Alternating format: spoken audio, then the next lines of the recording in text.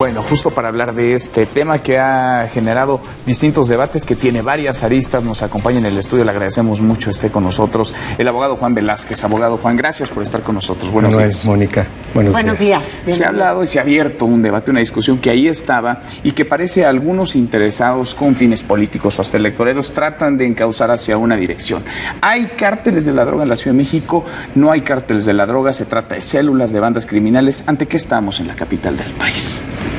A mí me parece que el jefe de gobierno tiene la razón cuando dice que en la Ciudad de México no hay cárteles, sino bandas que se dedican sobre todo al narcomenudeo y a otras actividades como la extorsión, el asalto, el secuestro, etcétera, pero que no tienen las características de los cárteles en cuanto a su estructura, en cuanto a sus finanzas, en cuanto a su poder, a su presencia territorial.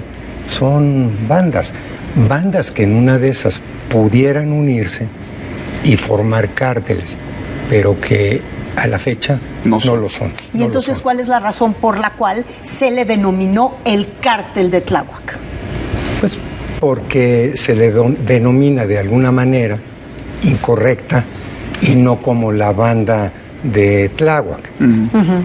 El cártel sería el cártel de Sinaloa, el cártel de Tijuana, en fin, el cártel Jalisco Nueva Generación. Y fíjate, me llama la atención esto de la denominación. Es el periódico El Universal quien bautiza como cártel de Tláhuac a este grupo delincuencial, pues más yo creo con un fin periodístico o de encabezar, de cabecear una nota. Pero a ver, ¿cuáles son, digamos, las generalidades o cuáles son las características, ¿no?, de un principales cártel, de un cártel que lo diferencia de una banda criminal? ¿Qué hace un cártel que no hace una banda y a la inversa? A ver, todos ellos responden a una delincuencia organizada, en cuanto a que son más de 3 personas organizadas para delinquir. Nada más que una cosa es que sean 3 o 5 o 7 o 10 personas o 15, como en el caso de esta banda, y que tengan presencia en ciertos lugares de Tláhuac. Y otra cosa es un cártel que tiene desde una estructura inmensamente mayor, como dije, una presencia territorial que no es la de Tláhuac, sino es la de un territorio nacional. Las finanzas, las toneladas de droga que manejan, de químicos, en fin, el poderío que tienen de armas que se enfrentan a las fuerzas federales, al ejército, a la marina, a la policía federal, con estos que se dedican, insisto, al narcomenudeo, al asalto, a la extorsión, al cobro de piso a unos comerciantes. Estaríamos hablando, por poner un ejemplo, de tiendas. Una tienda que vende refrescos, que vende chicles, que tiene presencia, pero que al final de cuentas es un estanquillo. Estaríamos hablando de otra tienda, de esas tiendas que hay departamentales, que tienen presencia incluso en varios estados, que distribuyen, compran, venden mercancía. ¿No estamos hablando de eso? En el caso de aquí de la Ciudad de México y de los delincuentes que hay, estaríamos hablando más bien de sucursales, de narcomenudistas. Pero los narcomenudistas por fuerza reciben, y se sabe, reciben la droga y tienen ligas íntimas con cárteles como el cártel de Sinaloa, como el cártel de Jalisco Nueva Generación. Entonces, de alguna manera, sí es una forma de que estos cárteles tengan presencia en estas pequeñas células, como decíamos hace rato. Se forman células aquí, pero es la presencia de ellos, porque son los que distribuyen para ellos la droga que van a vender al menudeo. Sí, como por ejemplo la Coca-Cola, que le distribuyera refrescos a ese estanquillo del que yo estoy hablando, pero y no por eso ese estanquillo sería la Coca-Cola, ¿me explico? Entonces, aquí en México hasta ahorita lo que sí hay son bandas. Yo diría que quizás más de 100 bandas, 150 bandas, se ha hablado de eso, pero cada una de esas bandas con su presencia, con su mercado, con sus miembros, etcétera, y a las que la policía muchas veces ha enfrentado, ha detenido, ha abatido, como en el caso de estos de Tláhuac. Entonces yo creo que una cosa es hablar de bandas y otra cosa es hablar de cárteles. Es decir, el cártel se dedica desde la siembra, el trasiego, el almacenamiento, la venta de droga. Y en este caso hablamos de bandas de narcomenudistas que se dedican a la venta, a la distribución y que tienen otras ramas que asaltan, que secuestran, que extorsionan. No estamos hablando de cárteles de la droga. Ahora, ¿cuáles son las características de estas bandas que además, pues parece van mutando en el camino? ¿Son muy violentas, no son muy violentas, a diferencia en comparación con los cárteles del narcotráfico? Bueno, como todas, hay diferencias, como todo, hay diferencias. Hay bandas que son muy violentas como estas, hay bandas que al final de cuentas no tanto, bueno, que al contrario tratan de tener un perfil bajo para pasar desapercibidas de las autoridades. Pues ahora sí que abogado, como todo, ¿no? Usted es asesor del secretario de Marina, legalmente. Y del de la Defensa. Y del de la Defensa. ¿En qué momento la Marina determina que tiene que entrar en algo que, bueno, pues es un tema delegacional? Ahí tendría que entrar la policía, la Procuraduría, pero ¿en qué momento cuando... Eso es lo que creo que nos asusta un poco. Cuando uno ve la intervención de la Marina, inmediatamente se va nuestro pensamiento a Tamaulipas, a Chihuahua. Ahí es donde uno dice, ya estamos a otro nivel. ¿Quién lo determina? ¿La policía de la Ciudad de México pide ayuda a la Marina o la Marina dice, háganseme a un lado, ahí voy yo? No, las autoridades civiles. Las autoridades civiles son las que le piden a las autoridades federales, a la Policía Federal, al Ejército, a la Marina, que intervengan, auxiliándolos en labores policíacas, en labores policíacas que muchas veces a esas policías, a policías de los estados, policías municipales, estatales, la delincuencia las ha rebasado. La desfortuna en México, no en la Ciudad de México, en México es la de la ausencia de policías. México tiene, a nivel nacional, una de las 10 policías más ineficientes en el mundo, la segunda más ineficiente en América Latina, la última más ineficiente en América Latina, la segunda más corrupta mundialmente a nivel nacional. 400 municipios sin policías, 800 con policías que apenas cursaron la primaria y ganan el salario mínimo, que no tienen ni equipo. Y por ese motivo el 75% de las fuerzas policíacas están infiltradas por la delincuencia. En México, no en la Ciudad de México, en México no hay policía. Y porque no hay policía, entonces las Fuerzas Armadas, la Marina, el Ejército, la Policía Federal, se ven obligadas a intervenir auxiliando a las autoridades civiles que, como dije, o no existen o existen, pero están rebasadas.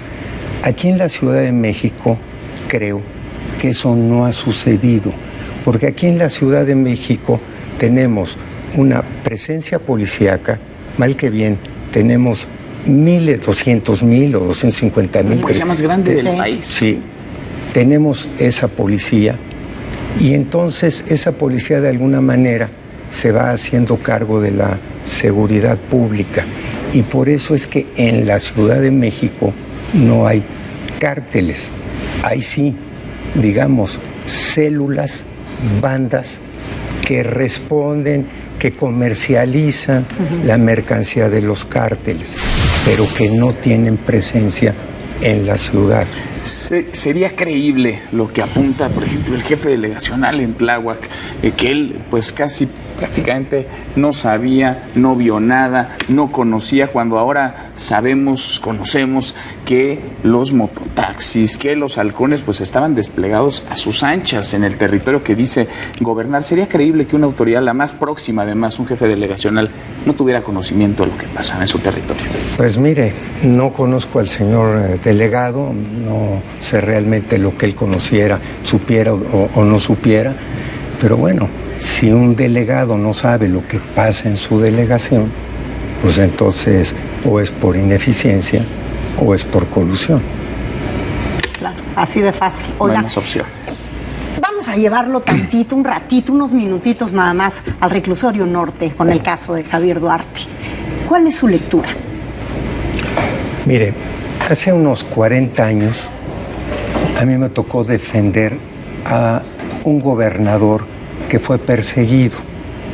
Lo defendí y al final de cuentas lo exoneraron. Hace 40 años era casi impensable que se persiguiera a un gobernador. ¿Qué fue cuál gobernador? Un gobernador en aquella época de Morelos, al que se le acusó igual de miles de millones y se le acabó persiguiendo, enjuiciando por un pago de impuestos de 600,000 pesos, o algo así por el estilo. Bueno, y para que fuera absuelto. Pero ahora lo que vemos es que casi a todos los gobernadores se les investiga. Bueno, en una de esas se les enjuicia y en otra de esas se les acaba condenando. Y yo creo que esta es una muy buena señal para todos nosotros, para la sociedad, de que ya no hay intocables, de que ya de a tiro no hay impunidad. Bueno, que el que la hace en una de esas a lo mejor la paga. Nunca había habido, como ahora, tantos gobernadores investigados, prófugos, perseguidos, enjuiciados. Nunca.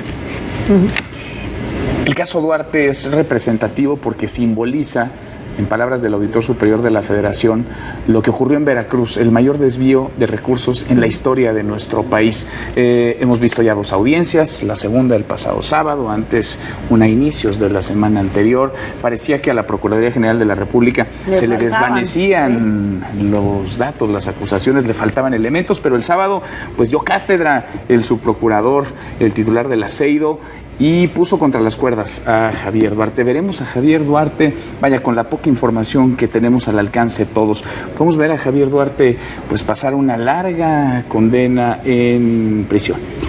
Sí, puede ser. A ver, por un lado está la Procuraduría, el Procurador General, un agente eficiente, Raúl Cervantes, pero particularmente Israel, el del Aceido, que ha sido funcionario sobre todo de temas financieros, de lavado de dinero, en la Comisión Nacional Bancaria, estuvo en la Comisión Nacional Bancaria, estuvo en la Unidad de Inteligencia Financiera de Hacienda, etcétera. O sea, es una gente muy, muy, muy versada en esos temas de operaciones, de lavado de dinero, en fin. Bueno, y tienen las pruebas. Unas pruebas que no se exhibieron en una primera audiencia y que entonces provocaron, digamos, la sorpresa de todos y por una aparente ineficiencia, pero más bien porque no era el momento procesal, no era el momento de presentar las pruebas. El momento de presentar las pruebas, de hacer las imputaciones, fue en esa segunda audiencia. Duarte tiene un buen abogado que fue alumno mío en la Universidad Panamericana. Un buen abogado al que conocí en el litigio, no ya como estudiante, porque a él le tocó como abogado, digamos, contratado por Pemex, acusar en el caso del Pemex Gate, pero un caso del Pemex Gate que yo le gané, porque a mis defendidos los absolvieron, a Romero de Champs, etcétera. Sí, claro. Pero que no obstante que le gané, supe por ese litigio de su eficiencia. Es un abogado eficiente. Hay un abogado eficiente, hay una Procuraduría General de la República eficiente. ¿De qué va a depender que el señor Duarte lo acaben o no condenando? De las pruebas. Y a mí me parece que por esas pruebas, o más bien, por lo que ahorita conocemos de esas pruebas, la situación legal del señor Duarte sea muy, muy delicada. O sea, ya no va a haber manera, en este momento sí, desde su óptica, no habría manera, ni gracias a una buena estrategia que pensábamos que comenzaba ya a tejer el abogado de defensa de Javier Duarte, que él pudiera quedar libre. Bueno, o seguir su proceso en Sí, libertad. parece que la buena estrategia estuvo del lado de la PG. Exacto, sí, por lo visto sí. Sí, porque creo, como espectador, que la Procuraduría jugó muy bien sus cartas, porque se presentó a una primera audiencia como descuidadamente y con unas cartas apenas que en una de esas la harían perder. Pero y para que, como dicen los jugadores, creo, en el revire, bueno, no sé, pero en fin, echar a toda la leña al asador. Y para que entonces al señor Duarte se le vinculara a proceso, es decir, se decidiera enjuiciarlo, y para que estuviera ahora privado de la libertad. Y privado de la libertad porque uno de los delitos por los que se le está enjuiciando obligan a esa privación de libertad, pero además porque se priva de la libertad cuando hay el riesgo de que el procesado se escape. Y en este caso, el señor Duarte se había escapado, se había ido a Guatemala. Sí, allá lo encontraron. De Guatemala lo trajeron, bueno, etcétera. Ahora la Procuraduría y la Defensa tienen un plazo de 6 meses para seguir investigando. Y para que durante esos 6 meses, yo creo que más bien la Procuraduría se siga haciendo de pruebas de cargo. Y para que al cabo de los 6 meses vayan ante ese juez de control y ahí entonces la Procuraduría presente sus pruebas de cargo, la defensa las dé descargo y el juez decida si hay motivo o no para que al señor Duarte se le mande a un juicio oral. Y para que en ese juicio oral se decida la suerte del señor Duarte en tanto se le declare absuelto, se le absuelva o se le condene. Pero yo así, como extraño, pero como defensor. Como observador. Como defensor observador, observo que la situación del señor Duarte es muy, como dije, muy, muy delicada.